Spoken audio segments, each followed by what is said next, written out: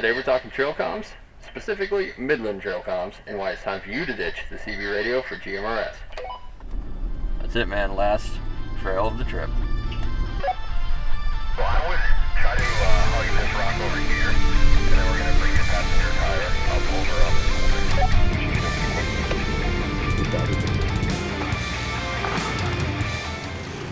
What's going on, guys? Welcome back to the channel. Today we're in the driveway talking about trail comms, and we just think trail comms are super important. We brought them on every adventure we've been on, especially in the group setting. It allows us to communicate with the group as we travel. It allows us to update our weather with their weather features on the Midland radios, and we'll get into that in a minute. But while we were adventuring out in Eglin Air Force Base, I got separated from the group a little bit while we were trying to find our campsite. It was dark, it was night. I was unfamiliar with the area, but I was able to use the Midland radio that we had installed on our Jeep to communicate with the rest of the group, get caught back up. Otherwise, we could have ended up in kind of a precarious situation alone, without service in an unfamiliar area. It's just a recipe for disaster. So I was so thankful, so blessed that we had a GMRS system installed in the Jeep, as well as everyone else, and I was able to reach out, get in touch with them, figure out where I needed to go, and catch back up with them. That's just one of many situations that you can find yourself in where a trail comm system, a reliable trail comm system, has proven itself to be worth every penny. What's involved in our trail comm system? We have a couple of handhelds, and I'll kind of get into them a little bit later, but these are some 15-watt Midland GTX 1000 handhelds. We have two of them we keep in the Jeep with us. We are running currently the MXT575 Micro Mobile GMRS system, and we're going to upgrade today to the 575. So we're going from 15 watts to 50 watts. Some of y'all might be a little unfamiliar and wondering what GMRS stands for and what it is. GMRS is General Mobile Radio Service. It's a UHF radio service that allows two-way communication. The biggest takeaway from GMRS versus CB is that GMRS is easy to use. Its clarity of voice is unmatched. CB sometimes gets a little hard to hear and understand what people are saying. GMRS radio cuts all that out.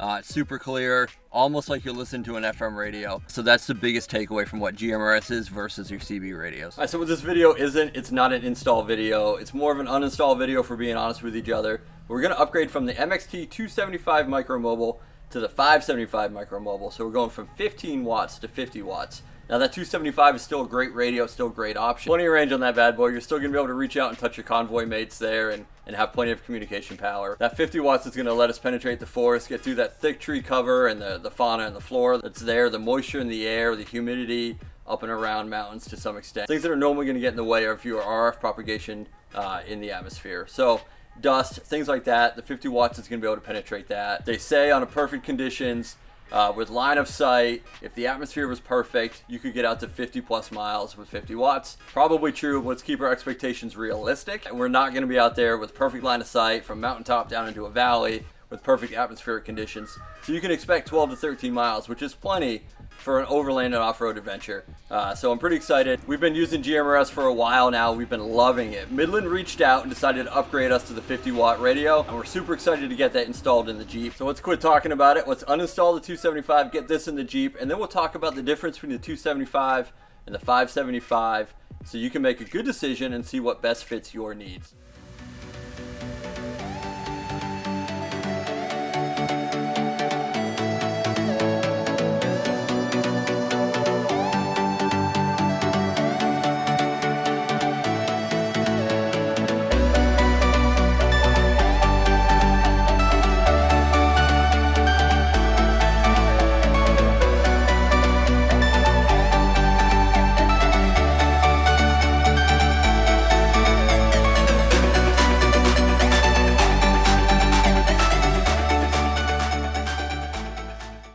Alright, now that I got it uninstalled, you can see side by side the difference in the radio sizes.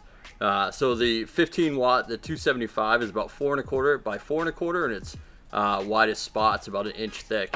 The 50 watt, however, is about 7 inches long, 5 inches across, almost 2 inches thick. They're both pretty small packages, and you can pretty much hide these anywhere you want within your rig. I'll show you where we had ours set up here in a second, but I just kind of want to get into some features between the two of them to help you make that decision of what fits your build the best. I figure the best place to start is with the smaller of the two radios, the 15 watt. We can do 8 repeater channels in here, 15 high power channels. We have NOAA weather, a USB charger on the front if you want to utilize that and you have this in a spot that you can. We have a speaker built into the radio itself, as well as the speaker on the mic that fully controls this radio. As you see, there's no buttons or anything like that on the front of this radio, so it's all controlled through the mic, which also has its own independent speaker. All right, the 50 watt, the big boy, the monster of the two. Still a small package, can still fit just about anywhere in your rig. Still have USB-C on the front for USB-C charging. That's going to be USB-C out.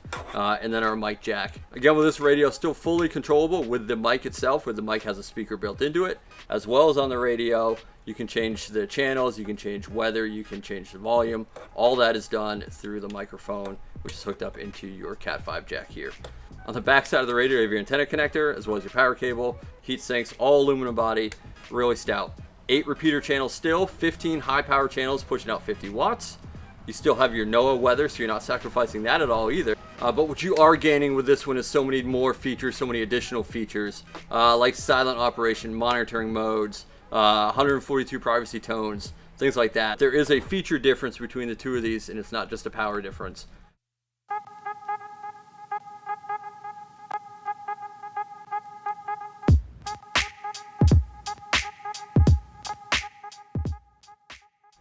For us, in what we do, in the landscapes that we travel and the distances that we travel away from each other, the 50 watt is gonna match what we need to do the best. We are gonna match it with our 6 dB gain whip antenna, but it does come with its own magnetic mount antenna that you can mount just about anywhere that you have a ferrous material on the vehicle. I do want to mention that both of these radios out of the box are just about ready to run. You just have to install your power cable, your antenna cable, hang your mic on your dashboard somewhere, and you're off to the races, ready to talk. So the installation is super easy.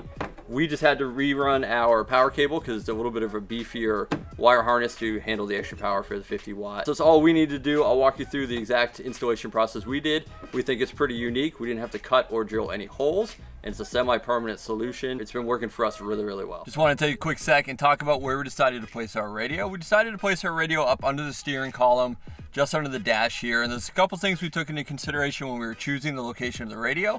And the first one, biggest one, was airflow. We wanted to make sure it had some decent airflow so we didn't overheat the radio when we were using it. And the second consideration was moisture and water. Sometimes when you go into some deep water crossings, you can fill your floorboards with water. So we knew that under our seat wasn't a good option, even though there's some excellent airflow under there as well. So under the dashboard made the most sense for us. It kept it out of the way, hidden from view, nice and protected. I fully recognize that this is going to be very hard to see, but we are under the steering column right now of our dash. And this is factory right here, but right above that, you can see the mic cable sticking out here. Right above that is the MXT575 50 watt GMRS radio tucked up under there. We're forward enough that we're not interfering with the steering column at all, so we can drive without any binding issues. Just a really excellent spot to stick the radio. We knew that we wanted the mic on the passenger side because we had a specific mount we wanted to use to hold the mic, and I'll talk about that in a second. But to do that, we had to get a Cat 5 extension cable. Midland sells an extension cable for the mic. You can get them on Amazon. I'll link both of those in the description below. But what we did is we just tucked it under our plastic divider here. It's out of sight. You can't see it anymore. It becomes a more of a discreet way to install your radio. And then if at any point we want to go somewhere and just hide this, we can take it away and nobody's the wiser. The radio itself is under the dash. The extension cord is tucked up under the plastic fairings. The only thing that's sticking out is this, but it's not obvious that the radio is in here because you can't see any parts of it. In the beginning of this video, we talked about how we had a really discreet, unique install process where we didn't have to drill any holes or cut anything into our plastics to make it kind of hidden. We were able to do that by just tucking things up into the plastic itself of the center console. And I know that this is installed in a Jeep Gladiator, but I think these concepts will translate to just about any one of your rigs. You can use these same concepts to do a discreet hidden radio install without having to drill holes or cut into your dashboard and anything like that, like I've seen before. We knew that we didn't want to do that, but we have come up with a system to make this a semi-permanent solution. I can't wait to show you the rest of the way that we have this set up. I think we have some pretty awesome components built into this radio build that I'm excited to show you. We wanted to run our mic on the passenger side, like I said, and then we knew that we wanted to use this JeepUniq. It's a 3D printed mic holder, and what's really cool about it is it will hold your Midland radio mic, and it will also hold a portable if you're into that, nice and secure. So it sits up here, it's not going anywhere. We've wheeled with this, we've been off camber, all kinds of situations, and the portable hasn't moved. Now, JeepUniq has tons of different offerings for your top part here. You can do Garmin inReaches, you can do different models of your portable radios, just about anything you can imagine you can stick up here with the different configurations they have. And they also have different mic size holders for different radios. So we have a perfect setup over here. It's nice and secure. It clamps right onto our grab bar here, and we don't need to drill any holes or take off any components. We can just go ahead and stick that right on there. And like I said, if we wanted to make it even less obvious that we had a radio, you just slide the bottom part off and this unclamps and you can take it out with you. And now you're back to a standard stock grab bar. The final piece to our comms build is the antenna. It's one of the most important parts besides the radio itself. So we're going to use the Midland 6 dB gain whip antenna. That's going to increase our transmitting power. That's going to help our receiving a little bit just because it's a little taller. Higher than the roof of the Jeep. Now we have a couple things working against us that we're aware of, so you can mention in the comments if you want, but we know we're not on a true ground plane for the antenna. A ground plane would be up here, something to reflect the RF energy back into the antenna. That would be helpful. I get that we don't necessarily have that here, but we've had great performance so far. And the other thing that we have working against us is we have our antenna cable wrapped up in a coil underneath this panel. We need to shorten that and make that so it's just the perfect length.